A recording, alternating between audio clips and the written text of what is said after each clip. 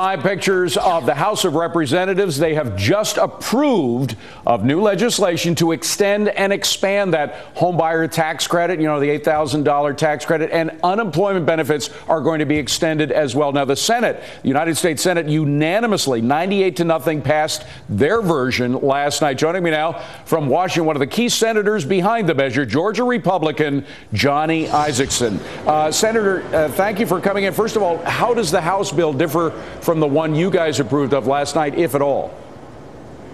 If I'm not mistaken, the House voted to agree to the Senate substitute to the House bill, so they agreed to exactly what we passed yesterday afternoon. Exactly the same. Now, as I understand it, the one thing that intrigued me about the bill, your bill, was it had a provision to stop or phase out the TARP program, but wasn't that in the end pulled from the bill? That's correct, it was. What happened? Why were you unable to keep it in? Well, it's the legislative process. There's give and take all the way through, and we knew we had three things we felt like we had to have. One was the extension of unemployment insurance compensation. One was the net operating loss carryback.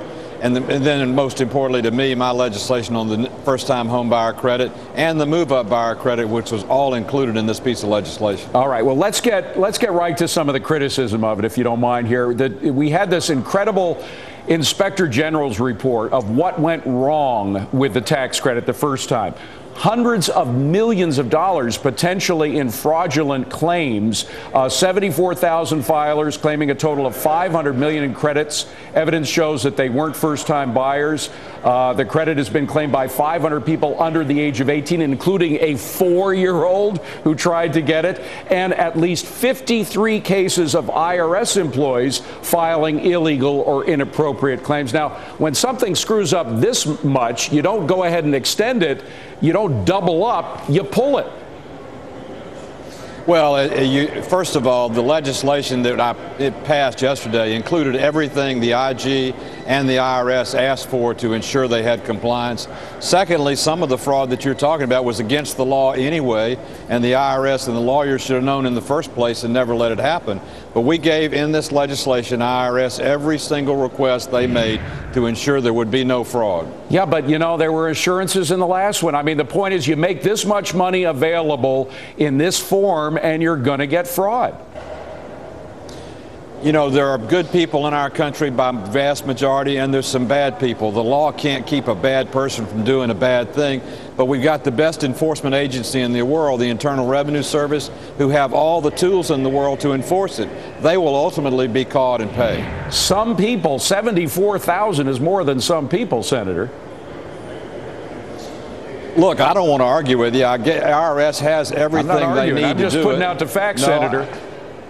No, I understand that, and I'm putting out the facts too. IRS asked for these provisions. We gave them those provisions. I regret that people would try and cheat the system, but if we're going to help the American economy come back, if we're going to restore some sense of semblance and resolve to the housing market, we've got to address the housing problem in this country, and the tax credit does that, and it does it in the right way. But, Senator, I'm just saying that when something is this problematic, to put it mildly, when something has this much fraud attached to it, I mean, $500 million in fraudulent claims is huge. 74,000 individuals is a very large number. Instead of shoving another version ahead, even if there are provisions to prevent fraud, shouldn't we sit back and say, wait a minute, something is wrong here. We're sending out perverse incentives.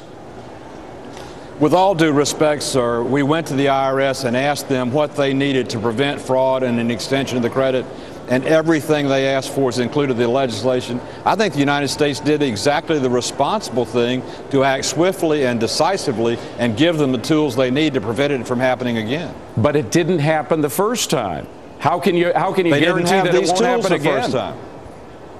Because we gave them the tools they said they didn't get the first time. So nobody anticipated. Okay, go ahead. I'm sorry. Complete. I'm just saying nobody anticipated that there would be the fraud to begin with.